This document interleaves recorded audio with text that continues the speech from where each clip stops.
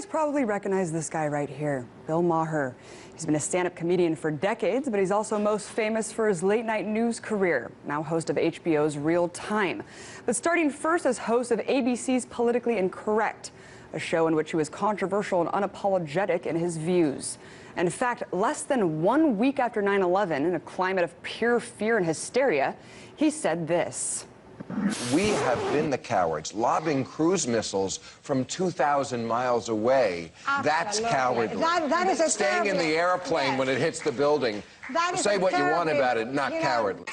Of course, this was a truth that ABC just couldn't handle, and they decided to fire him because of it. Oh, but he's made up for it tenfold since then by kissing up to the establishment and his corporate masters. In fact, he's pulled a 180. You see, now he loves drones. He says they're cheaper, they kill less people. He even said why is it a bad thing that it's like playing a video game? Bill loves drones so much, in fact, he's even joked about killing protesters with them. At a recent foreign policy speech, Obama was interrupted multiple times by Medea Benjamin, co-founder of Code Pink. And Bill Maher took to Twitter right away, saying, "If you shut up, lady, he's answering your question. Maybe one more drone strike." Yeah, man, so funny to joke about killing dissenters with Hellfire missiles, huh? But it's not just drones that he's selling now. It's Islamophobia. Check it out. Because they're violent, because they threaten us, and they are threatening. They bring that desert stuff to our world. I said the same thing Friday night. You know, we don't threaten each other. We sue each other. That's the sign of civilized people. When you hear, you know, the off refrain from American Muslims, and the vast majority of American Muslims, you know, abhor this kind of stuff, you know, they will say, look, Islam is a religion of peace. Do you buy that? Yeah, they blow you up. There's a PC over there. There's a PC over there. There's a PC over there. He recites this type of rhetoric ad nauseum. And when guests attempt to bring up to Bill that hypocrisy and extremism is found across all religions, he quickly shuts down the debate with a smarmy, smug attitude and calls it nothing more than liberal BS.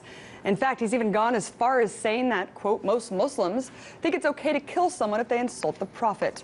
And that's a big problem. That's a clash of civilizations. Really, Bill? Most Muslims around the world support killing human beings if the Prophet Muhammad's criticized? But I guess his anti-Muslim stance makes more sense when you hear what he has to say about Palestine. In an op-ed for the Huffington Post, he wrote that, quote, 600,000 Palestinian refugees should have been more mature enough to move on, the way the Jews did.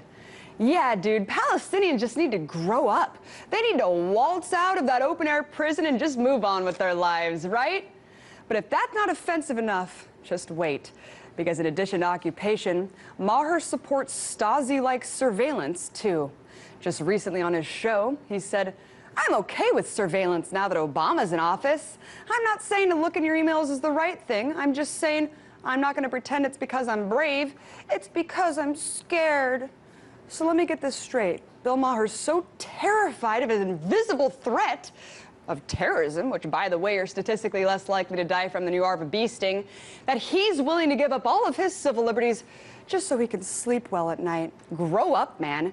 Your complete trust in Democrats isn't going to matter when the same spying program's adopted by the next Republican president.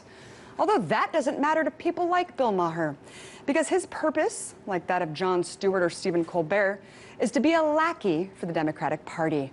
Hell, he even used his stand-up comedy tour as a giant political ad for Obama. I would like to tonight announce a donation to the Obama Super PAC, which has the very unfortunate tongue twister name, Priority USA Action. I know, it was named by Borat. But tonight I would like to give that PAC $1 million.